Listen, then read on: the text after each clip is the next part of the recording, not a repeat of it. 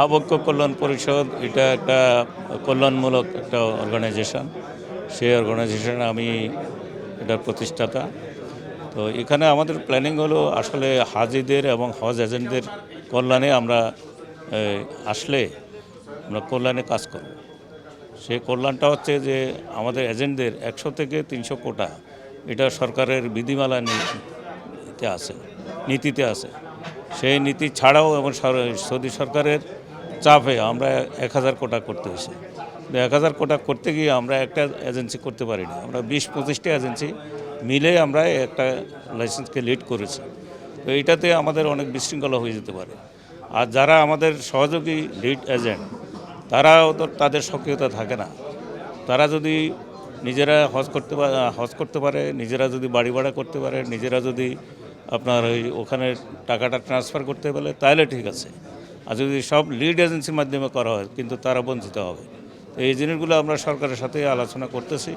ইনশাল্লাহ আমরা যদি যাই, এইগুলা আমরা সরকারের সাথে, ধর্ম মন্ত্রণালয়ের সাথে, উপদেষ্টা মহোদয়ের সাথে আলাপ করে এই জিনিসগুলো আমরা সমাধান করব ইনশাআল্লাহ। আমরা প্রথমে কোটা আমরা ঠিক করব যে 100 থেকে 300-র মধ্যে কোটা, যেন সব এজেন্সিগুলো যেন কাজ পায়, সব এজেন্সিগুলো যেন নিজের মতো কাজ করতে পারে।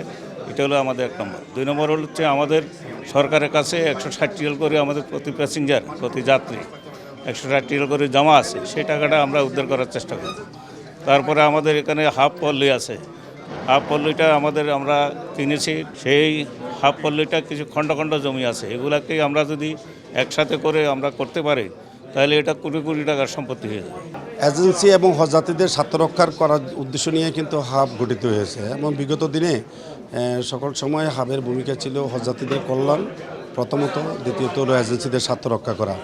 সরকারের সাথে এজেন্সির দাবি দাওয়াগুলো এবং হজযাত্রীদের সুষ্ঠু হজ ব্যবস্থাপনার জন্য যে প্রতিবন্ধকতা, সেগুলো সমাধানকল্পে সরকারের সাথে সকল সময় লিয়াজো করা, সমন্বয় করা এবং সরকারের অনুমতি নিয়ে সেগুলো একটা সহনীয় পর্যায়ে রাখা, যাতে হজ ব্যবস্থাপনাটা সুশৃঙ্খল থাকে, সুন্দর থাকে। আমরা এমন একটা ব্যবসার সাথে সম্পৃক্ত যেখানে আল্লাহর মেহমানদের সেবা করা হয়।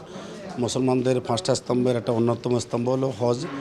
এদেশে ধর্মপ্রাণ মুসলমান যারা হজ যাত্রী বা হজে যেতে চান, তাদের কল্যাণ নিশ্চিত করা হলো প্রথম উদ্দেশ্য।